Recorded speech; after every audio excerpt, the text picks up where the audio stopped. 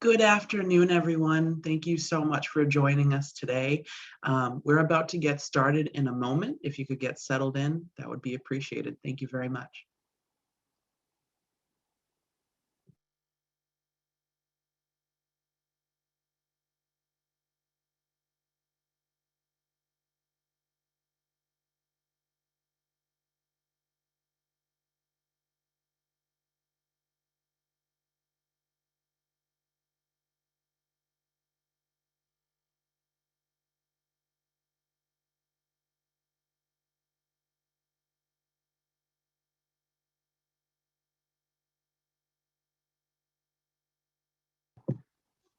Okay, everyone. Again, thank you so much for attending today's webinar. Welcome to everyone, including our panelists. Thank you so much again for joining us for our 6th webinar in the Caring for the Caregiver series. The theme for today's webinar is navigating family dynamics and shared decision-making. You will learn tips and tricks that can help your family share the caregiving responsibilities today. And I would like to introduce myself. I am Alexandria Theobald-Colbert. I am the Community Enhancement Specialist at South Shore Elder Services in Braintree. And I oversee the Family Caregiver Support Program, and I work directly with caregivers like you. Thank you for allowing me to be a part of today's conversation. So I would like to start with just a bit of background on the series, which was launched in May.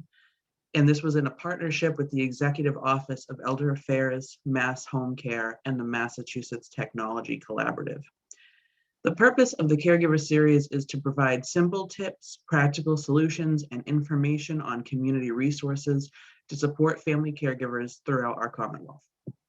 This series also aims to bring together caregivers to learn more about topics of interest. Each month will focus on a different facet of caregiving. Before we begin, here is a brief overview of today's agenda. We see the value of listening and learning from our caregivers, so we have invited Todd, a family caregiver of her mother, to share her experiences with us today and how she has navigated caring for her mother alongside her siblings. Ellen will be interviewed by Sarah Franey, the manager of Family Caregiver and Options Counseling Programs at Elder Services of Cape Cod and the Islands. Next, we are pleased to welcome Crystal Thorpe, who specializes in making hard conversations easier. She is co-founder of Elder Decisions, a division of Agreement Resources LLC, where she mediates family disputes, trains elder care professionals in conflict resolution skills, and provides one-to-one caregiver coaching. Crystal will provide a spotlight presentation with tips for navigating challenging family conversations. Lastly, I will moderate a panel with 3 of my colleagues who manage the Family Caregiver Program at their respective agencies. With us today is Robin Ellington at Greater Springfield Senior Services, Deb Dowd-Foley at Elder Services of Worcester area, and Sharon Yeager from Aging Services of North Central Massachusetts. Before we move into our official program, I wanted to start with some quick housekeeping and tech logistics. If you are joining us live today, you can engage in the conversation throughout the event by posting your thoughts on social media using the hashtag #MassCaregivers. You can also use the Q&A function to ask questions of the speakers, and you can ask questions anonymously. You will see closed captions at the bottom of your screen, which can be disabled at any time. Every webinar is also recorded and posted on our landing page on the Mass Home Care website, along with closed captions and a list of resources mentioned by the speakers. So before I turn it over to Sarah and Ellen, and I ask them both to turn their cameras on now, I just want to say thank you for joining and taking this time for yourself. We are eager to create a series that meets your needs, so please feel free to reach out with any questions or comments using the email masscaregiver@mass.gov. Sarah and Ellen, I now turn it over to you both. Thank you. Thank you, Alex. Welcome, everyone. My name is Sarah Franey, and I am the program manager of the Family Caregiver and the Options Counseling Programs here at Elder Services of Cape Cod and the Islands. And it is my privilege to work with Todd, who is one of our consumers in the Family Caregiver program. Ellen is the caregiver for her mother, who lives with her. Ellen's mother is 90 and has a diagnosis of severe anemia due to chronic kidney disease. And Ellen has recently navigated some serious issues regarding her mother's care amongst her siblings and other family members. And so, Ellen, I wondered if you could describe for us your mother's situation and your recent challenges with your siblings.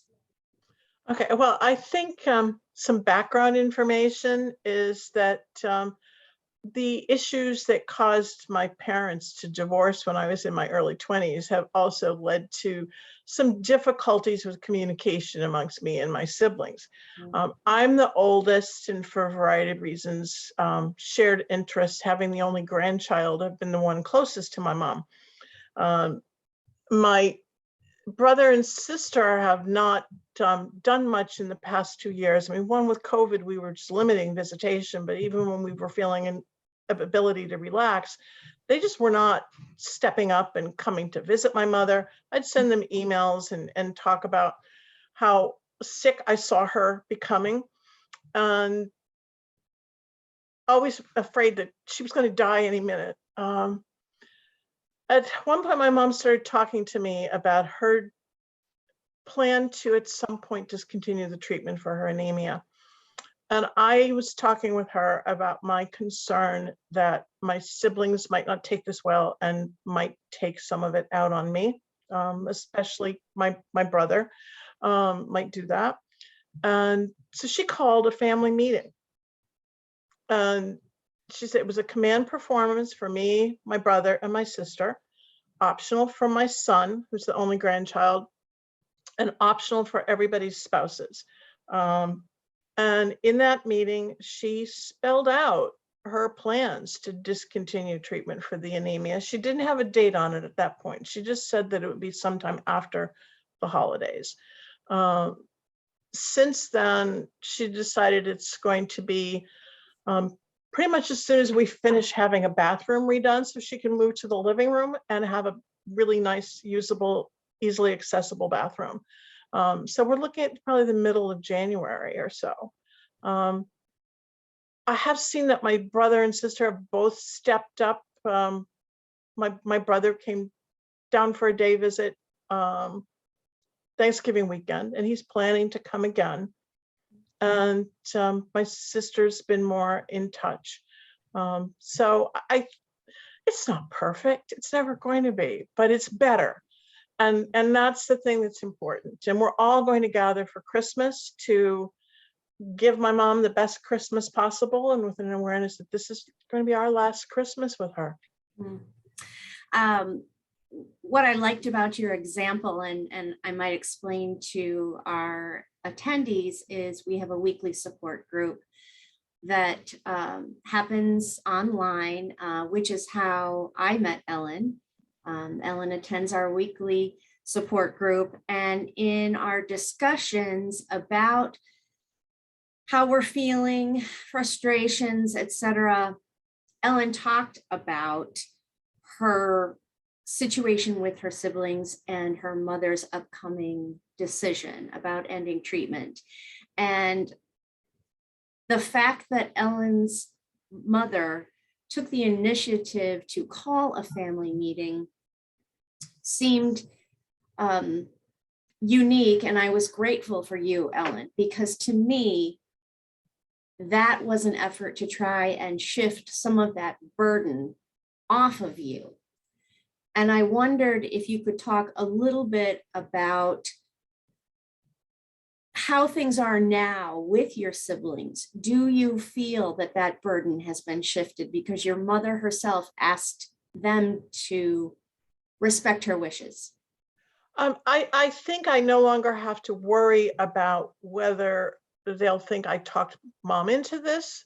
Mm-hmm. I was really pleased they all support her decision. We're all sad about it, very sad. But to have my brother say when he was here at Thanksgiving, "Don't go anywhere until I get back, and I'm coming back soon." is a big thing from him. And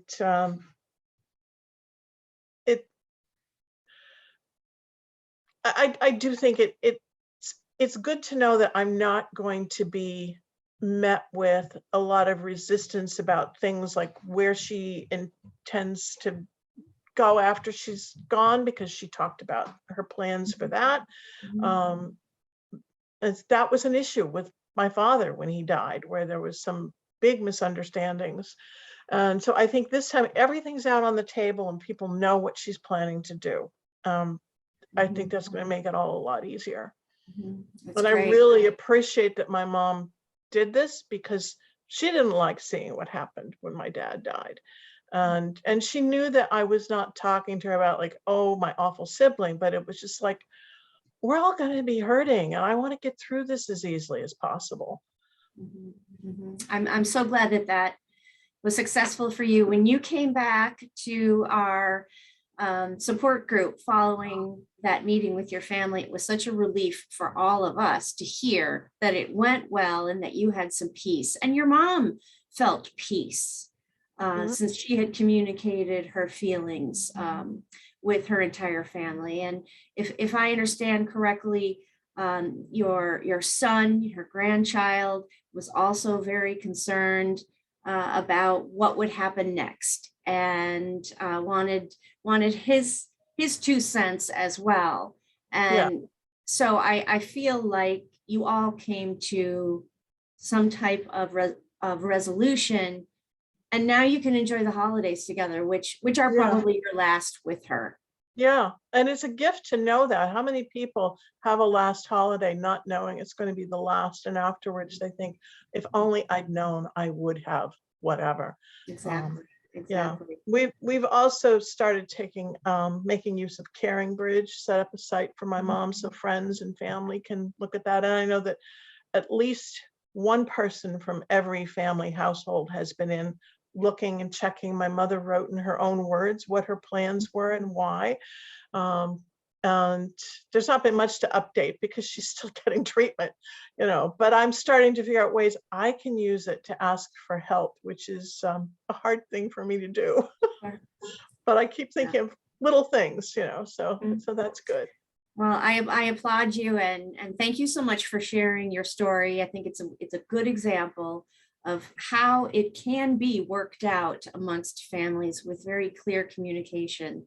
And I look forward to continue to working with you in our program. So thank you so much for sharing today. You're welcome.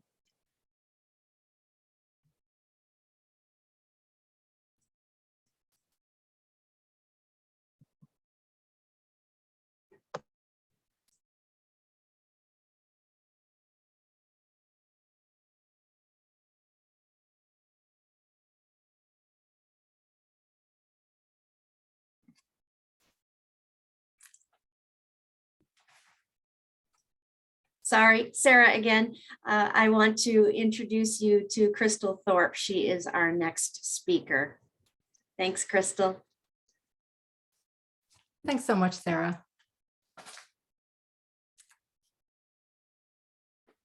So hi, everyone. Thanks for taking the time to attend today. We really appreciate it. I'm today going to talk a few minutes about some tips for navigating challenging conversations, and I really appreciated hearing how your family navigated those conversations. That was really helpful. For all of you listening today, first of all, I want to acknowledge that as caregivers, I know that you can often feel like people don't fully understand you, they don't listen to you, and you can be really stretched beyond your limits. So I understand that and know that some of the things I'm going to be talking about today can be especially hard when we're tired and when we're feeling misunderstood or not appreciated. So I just want to put that out there and put everything in that context. So first of all, I'm just going to imagine that, ask you to imagine to put yourself in this situation. Let's say that it's your birthday and it's a Saturday and you were hoping to sleep in because you don't normally get that chance. And you were woken up by your 2 teenage children fighting over the last orange in the house. So let me just ask you to stop and think for a second. What would you do if that were the case? We ask this a lot and find out that a lot of times people will say, oh, I'd split the orange. Neither one can have it. I'm gonna have it myself. Or some even say, I'll go get more oranges. And as a mediator, and an arbitrator might do that, might split an orange. As a mediator, what we might do is say, why? Why do you want that orange? Well, it turns out that your teenage son, John, wants to make you your favorite orange cake, and Sarah wants to make you orange juice for breakfast in bed. And when you ask further, it turns out John actually only needs the rind of the orange and Sarah needs the juice. So if you take the time to ask the why, you can often get to the interests underneath and find out that everyone can get what they want. And so the position is, I need or want the orange, and the interest is what's underneath. Now, I know that this can sound very, very simple. And at the same time, we find that when we're working with families, very often it comes down to really simple things like interests, and that often the interests can be compatible. So if you take the time to ask the why, you can find that, again, here, positions versus interests, the interests are the needs, the hopes, the fears, the concerns, and the position, like I want the orange, might change once you get to the interest, but the interests are likely to remain constant and can help you generate options and ideas. And we find this even with situations like someone feels like they want to stay at home or they want to move in with a family member. Once you find out what the interests are, sometimes that can generate more options. So what are some of the things that we hear when we're working with families? Often a common theme is independence versus safety, challenges around living situation, where should mom or dad or a loved one live, roles and responsibilities of family members, communication is a big issue, and decision-making, how decisions are made. And this is just a few of the themes that we see often. But why do families get stuck? What happens? Well, often people are arguing about the past. Often they're making assumptions about each other's motives. There can often be an issue of intent versus impact, where somebody intends for something positive, but the impact is negative, and that isn't always obvious to family members. So I'll tell you another story. There are two sisters, and they're both, one says, mom has to stop driving. It's just not safe for her to drive anymore. And the other sister says, what do you mean? She's fine. I don't get it. And they're just arguing back and forth on that level. And what happens is that there's this pool of available information that they're not looking at the same pool of available information. So if you walk down the ladder and say, why do you think mom can't drive anymore? One sister says, well, it turns out she has a dent in the car, and she told me she got lost on the way home from church the other day. And the other sister says, oh, well, the dent in the car, it turns out I was in the car with her at the supermarket. Mom was driving. Yes, she was at the wheel, but she was parked in the supermarket parking lot, and somebody backed into her, and that's how the dent got there. The other sister, as far as getting lost on the way home from church the other day, it turns out that it wasn't at church. It was an evening meeting at a new member's house. It was a windy day. The sign had blown down. It was after dark, and she just took a wrong turn and got disoriented, and then eventually got her way home, no problem, once she got to the main street. So obviously there are other questions there in terms of gathering more information, but we often find that people make assumptions because they're looking at a certain bit of information, they're observing and selecting certain pieces of data, and they're drawing a conclusion, and then your conclusion might be different, and you're arguing at that level. And so we invite you to walk down the ladder of inference to find out what the observations are. And that can go a long way towards increasing understanding. So when you're doing that, we also invite you to just really listen with genuine curiosity. Now, I know that this is really hard to do, especially with family members. We've lived with people all our lives. We know what they're like. We know what's going to come out of their mouths before they say it.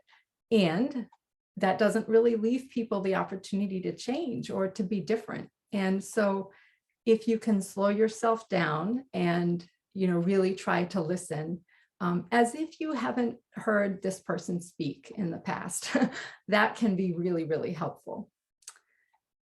So other pieces of other tips in terms of active listening, ask open-ended questions. I noticed so-and-so, how is it going for you? I noticed that you seemed upset. Tell me more about that. And then when you do speak, use I statements. I'm worried because such and such. Listen with genuine empathy and let people speak. Don't interrupt. It's so common to be looking at our phones, looking away, making eye rolls, that kind of thing. To the extent that you can really listen and show that you've heard somebody, that actually, the irony is that when people really feel heard, that's when they're more able to listen to you. So it's actually going to be in your best interest if you can slow down, listen to the other person, and even show that you've heard by reflecting back and say, I think what I'm hearing is this. Am I getting that right? That gives you a chance to both show that you've heard, and also if you haven't understood it correctly, it gives them a chance to correct that. So other tips, there are going to be times when you're going to want to share and not just listen. So when you do, try to do whatever it takes, whatever you feel you need to kind of get in a space where you can be centered. Take a breath, take a walk before you need to have a challenging conversation if you need to. Be mindful of making eye contact. I've talked about that already. We've talked about interests. I highlight that again because I think that that's one of the most important tips that I can offer you today, is to really think about interests. Speak about your own feelings. Again, I'm highlighting that again, using I statements, because again, to the extent that you can say, I feel this way, I'm worried about this, as opposed to you always do this, or you never, that can feel so accusatory. That can be really helpful. So I wanted to highlight these few things especially, focus on interests, use active listening, check your assumptions. And I wanted to give you one more example of how this can play out oftentimes in families. So in our work, we often hear about a family member who is doing a lot of the work right on site and providing a lot of caregiving. And then there are often other family members who will come in for a short period of time. And there's even a term we've heard called swooping, where somebody might swoop in from another city, say, oh, you're doing it all wrong, and make some suggestions, or not even necessarily say you're doing it all wrong, but just make some suggestions or observations and then swoop away. And both sides can be very misunderstood in that situation. And I know I've characterized it a little bit negatively just now, but to the extent that you can think about putting yourself in each other's shoes and think about what it's like to be that caregiver there day in and day out, and also what it's like to not be able to be in that situation, to be able to provide help. There may be a lot of guilt involved. There may be some benefits of fresh eyes sometimes. So it can be hard to be in both situations. And it can also feel very unfair to be in the situation where you're doing the bulk of the work and where it's not being appreciated and understood.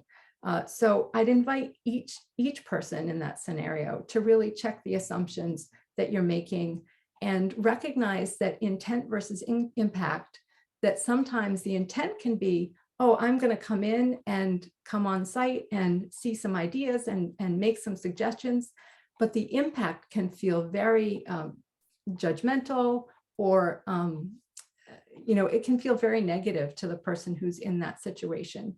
And likewise, if you're in that situation and people are offering help and and you jump quickly to refuse it or to be defensive, that can also come across as negative.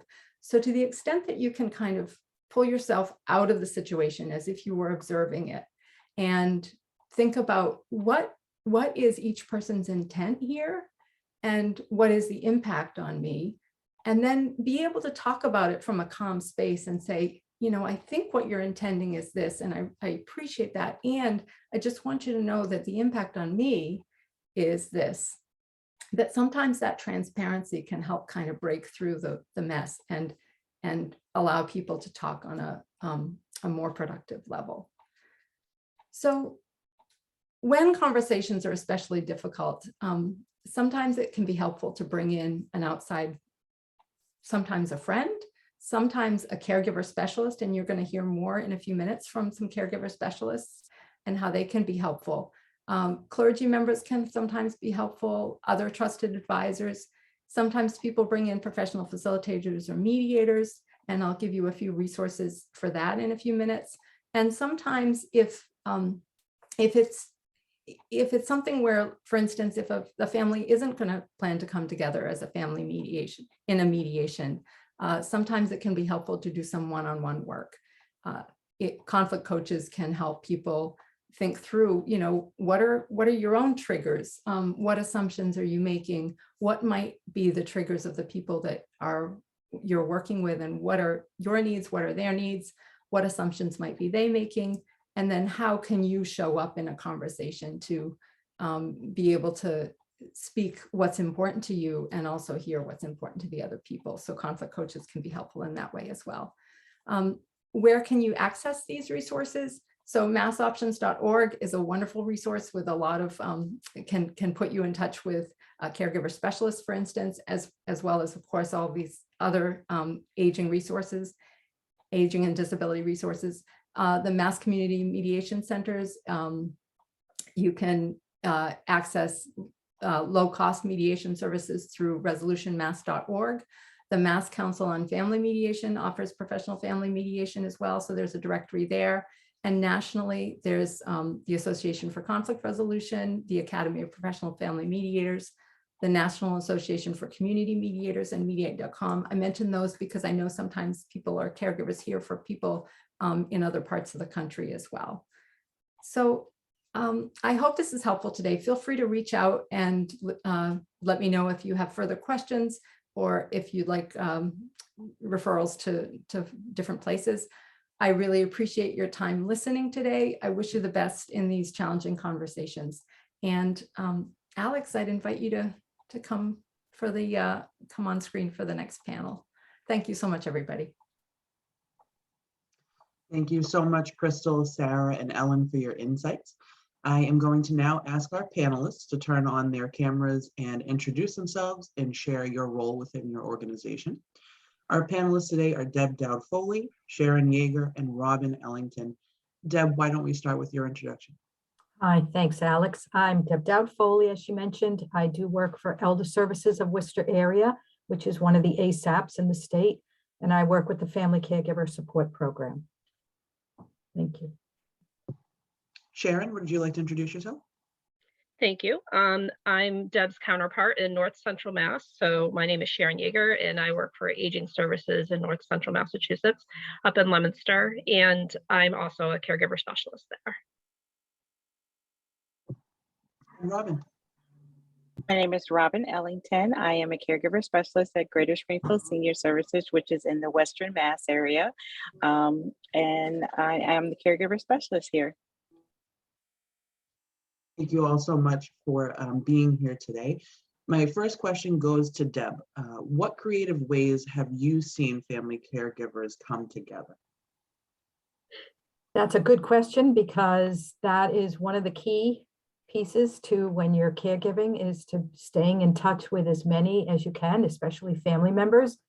When caring for an older person, the more people involved, the less alone a caregiver can feel. And with all the available technology that we're also familiar with over the past almost 2 years, it has made it much easier to stay connected. And so I just want to take a couple of minutes to share a few different ways to help with care coordination and scheduling. These are free, they're easy to use, and it's just good to keep in mind that there's pros and cons to every option. But that each family or group should be looking at what suits their needs best.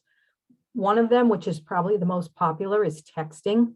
People can set up a group text, which makes it easier when there are a lot of people involved. You don't have to click on every single person's name when you want to reach out, but it can pull in the group. They always have their phone on them, and it's a fast way to communicate. Google Calendar is another common way. A lot of people already have Google Calendar for their own personal needs or their work needs. You can create a calendar separate from both of those. So you would invite just the family or friends that you want into this calendar when you want to set up things to support the caregiver, or if you are the caregiver, to coordinate some help. Volunteer sign up is another option that you can download an app with. One person becomes the administrator. They set up, like, say on a Sunday night, a calendar. They send it out every Sunday and say, all right, sign up. And I'll give you an example. When my father had Alzheimer's and my brother was living with him and working full-time and had to, travel for his work, he would send out the calendar on Sunday, and then we would all have to sign up to go over and either get my father, make his dinner at the house, bring him to our house, or bring him out to eat, whatever worked for us. But the beauty was the first one who got on to sign up got the best day of the week, where some of us who were a little later might end up with a Friday or Saturday or whatever. But it was a nice way for people to sign up and commit to volunteering. And it's really easy to do, and that one's free. Caring Bridge is another free online tool for scheduling and providing health updates. It's a lot more detailed than volunteer sign up, but it includes a planner and a calendar so that whoever coordinates that can send it out to their group. And so these are all private. You set them up and invite who you want into the group. Another one that's free is Lots of Helping Hands.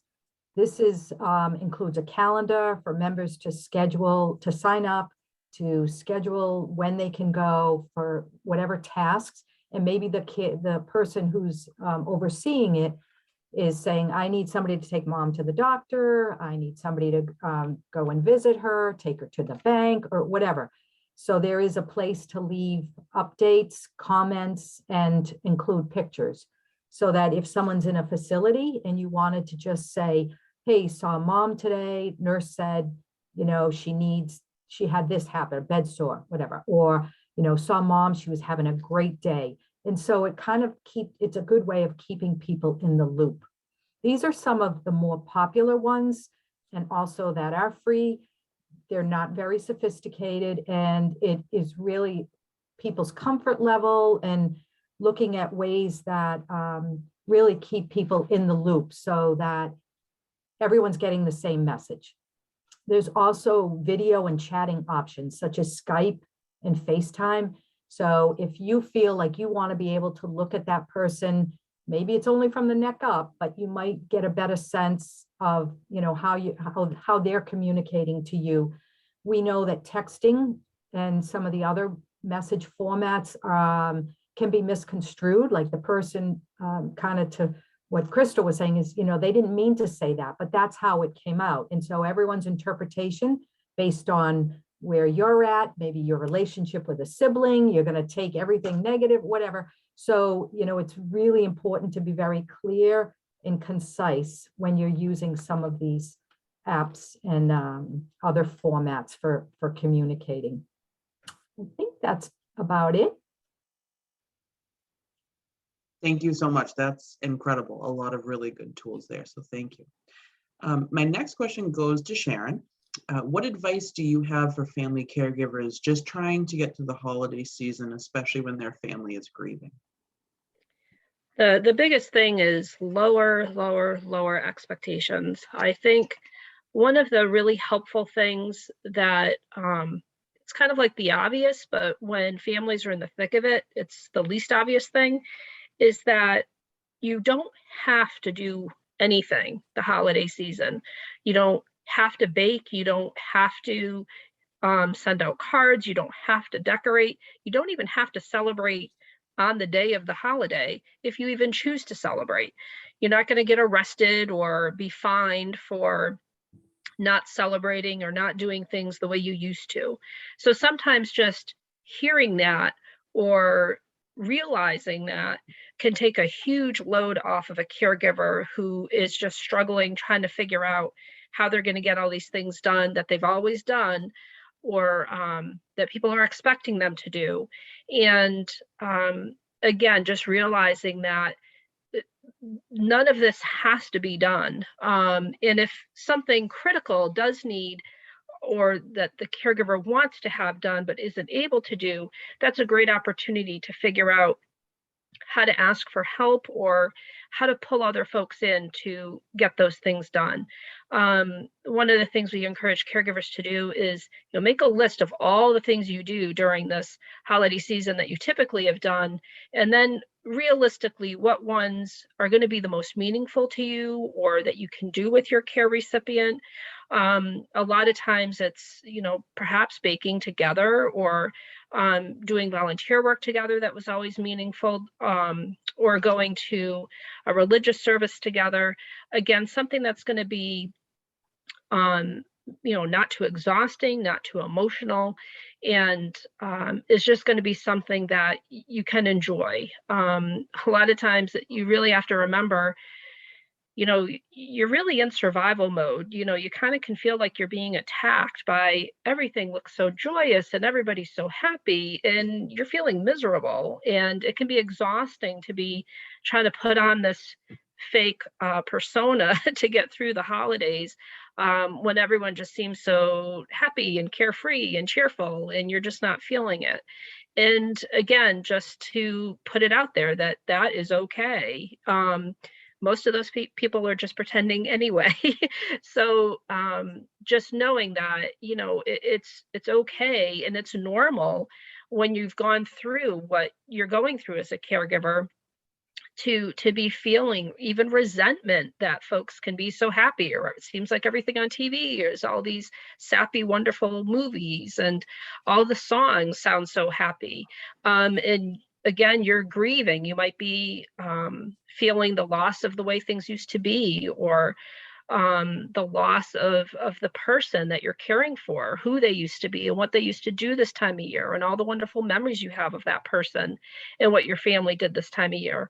Or again, if you've lost someone, if you've lost the person you've cared for or another family member, we see a lot of situations where caregivers are going through the holidays this first time and they kind of have a double whammy. Perhaps dad has passed this year and now they're caring for mom, who dad used to always care for. So now they're trying to grieve the loss of dad while trying to figure out how they're going to take care of mom for the first time through the holidays. So it's a lot. It's just a lot for a caregiver to get through. And so again, just to remind caregivers that you're really in survival mode. If you enjoy anything that happens during the holiday season, that's a plus. That's great. But just lower expectations, lower the expectations of yourself and all that you expect to get done, and realize that realistically, probably only a very small portion of that will get done. And again, that's okay. And that you don't have to really do any of those extracurricular things this time of year, and that it's okay. And then lower the expectations of other family members, reminding folks, geez, I know dad always makes a speech and a toast, before we have our meal, but he's not going to be doing that this year. Or just being proactive and trying to troubleshoot what you think is going to be a problem for the person. Say you're having dinner at a sibling's house, you may want to rethink, is it really smart to use, grandma's hand-me-down china this year with the way dad can be clumsy with things? Or maybe mom really does better with finger foods. So maybe you may want to rethink the meal that's always offered. Or perhaps your loved one always had a particular place that they sat at the table that isn't logistically going to be good with the way they're ambulating or how quickly they're going to need to get to the bathroom. So just all these logistical things that you have in your own space for your loved one, how that's going to play out in wherever you're going to be if you do choose to go somewhere for the holidays. So just a lot of troubleshooting to be as proactive as possible.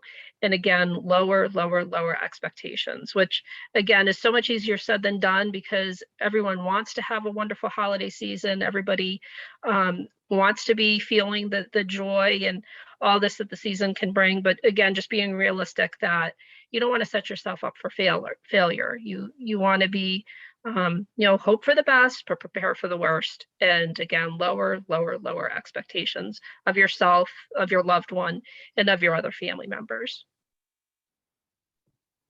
I cannot agree more. Completely agree. Thank you so much, Sharon. My next question is for Robin. With the holidays approaching, how can family caregivers engage family members from afar? Well, yeah, a lot of times around the holidays, some family members do come to visit, and they don't get a chance to, the ones that live in long distance, get a chance to see mom on an everyday basis. And so if family members that live far away can find a way to help the local caregiver relieve some of that stress. For example, the caregiver that lives in California and mom lives here in Massachusetts or whatever, they can, help with paying utility bills. We don't always pay utility bills with a check or with paper nowadays. Sometimes you go paperless and you can pay electronically.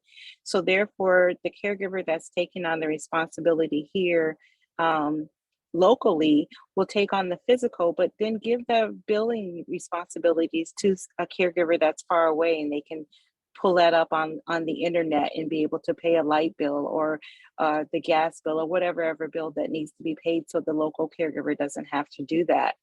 Also, caregivers can utilize who are distance away. With the pandemic, grocery apps have become very, very popular, not even just for caregivers, but just for all of us, because of us not being able to go to the store. So if the caregiver is not able to get to the grocery store because they have so many different things on their plate to do, then that caregiver that lives a distance can pull up an Instacart app and you can have it delivered wherever you want it to be delivered to. So therefore, when the caregiver is out taking mom to a doctor's appointment, then they come home and their groceries are sitting right there because a brother or sister or aunt and uncle have ordered what they needed and had it delivered for them. One of the other apps that's not very much known about, but it's called Walmart Wellness.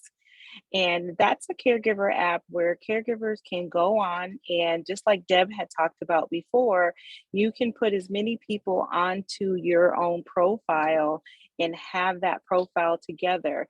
And then you can share information with other family members close, a distance, on what's going on with mom or dad or your care lover, your care recipient, medically.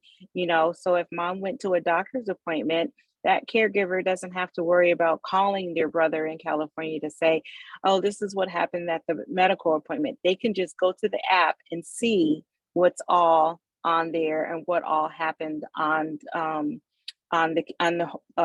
doctor's visit.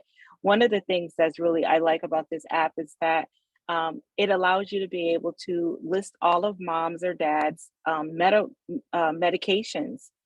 And so let's say that your brother comes into town, is here for a week, and you can't take mom to the doctors, but they can. And they get there and they're like, I don't have their doctor's, their medication list. That individual who's the administrator can send that caregiver at the doctor's office by quick email, this is what, through that app, the wellness, and say, these are the medications that mom and dad are taking. And so it's very, very useful. It's a free app. It's called Wellness, Walmart Wellness. And then I also wanted to just let people know about the National Institute of Aging. If you just Google the National Institute of Aging, they have a lot of information and videos and other ways that caregivers that live at distance can be able to come up with ideas to be able to work with one another. Families who are not in the same cities can also do Zoom meetings to figure out what caregiver can do for what family member, even if they're far, far away.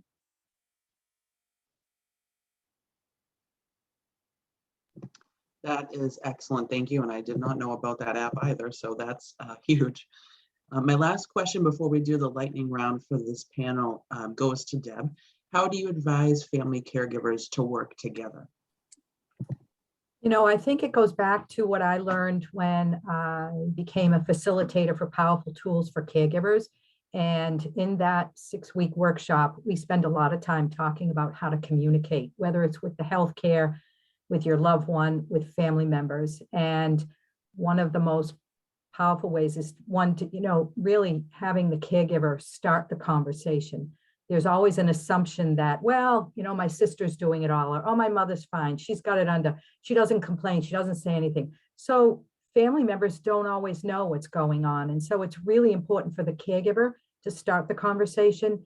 And it's also important, one of the things that we talk about in Powerful Tools is using I messages. When you use I messages, they're more powerful. I could use some help with instead of you need to help me with, so the tone using you messages comes across as much more negative. People tend to shut down, don't want to listen, get defensive or whatever.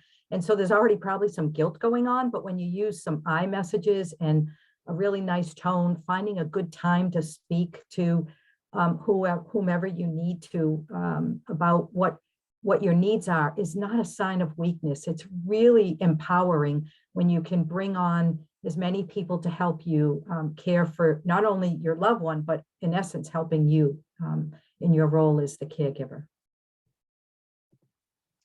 Thank you. And now we'll move into our lightning round for all of the panelists. What last piece of advice do you have for family caregivers during this time of the year? And if we could start with Sharon, that would be great.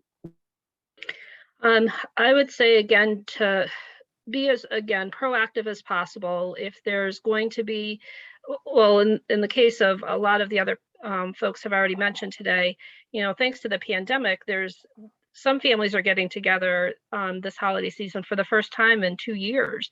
So for someone who has dementia or another health issue that has necessitated a caregiver situation, they may be quite surprised to see what they're going to see in person. Because as we know, doing things over Zoom or sending photos can sometimes be quite different than seeing the person up close and personal. So particularly small children, who may remember grandma or grandpa or their other family member doing this and doing that or playing games with them, and just reminding folks where that person is at, what they can expect, utilize some of the great communication tools that have been talked about to send kind of a what to expect message out before the gathering. Mom or dad has been doing this the last few days, or you might see grandma or grandpa do this and just laugh it off, or he likes when you talk about this. Being proactive can really prevent a lot of heartache later on.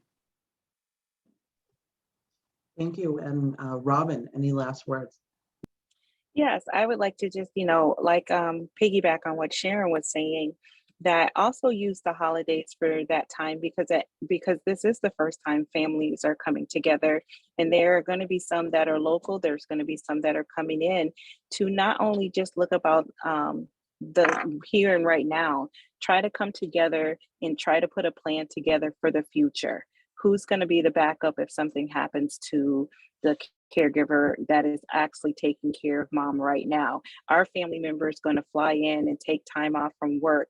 Put these things in order while the family is together now, so that you don't have to worry about having a hectic emergency all of a sudden meeting and nobody knows what's going on. This is a perfect time for family to come together and get things in place for later on. Thank you. And Deb, last piece of advice. Well, I think the panelists have said a lot of what I was thinking too, but when I mentioned the technology options as a way to stay connected, maybe around the holidays when everyone is together, you can hold that family meeting. I think holding a family meeting is a great way to get everybody on board and really looking at what are the strengths of each individual member. You know, who's good with money and can handle the banking, who's good with taking mom to the doctor and can ask the questions or interpret, you know, some of the medical jargon. And maybe someone is long distance and it's going to be difficult, but as Robin mentioned, they can help out financially or just making phone calls that, you know, socially keeping that person connected, whether it's the care recipient or the caregiver, just checking in to, you know, on a regular basis. So I think that these are discussions that really need to take place in order for families to be cohesive and supportive in as they travel this journey that we know can be very difficult and also very rewarding. Well, thank you to all three of you, and I'll add my last piece of advice as well, which basically goes off of what all three of you said. Be kind to yourself during the holidays, lower those expectations. There's already so many expectations at the holidays to cook, to clean, to decorate, to go to every event. Never mind, you're on top of caregiving. So be kind to yourself, take time for yourself for sure. And thank you to all our panelists again, much appreciated. So I'd like to go ahead and do our closing remarks. Our next webinar will be on Wednesday, February 16th at 12 p.m. The registration link is included in the chat. Thank you, Molly, and will be emailed along with a link to the recording from today's event. I would like to thank all those in attendance, our panelists and partners, and Molly from EOEA. Thank you for joining. We appreciate it.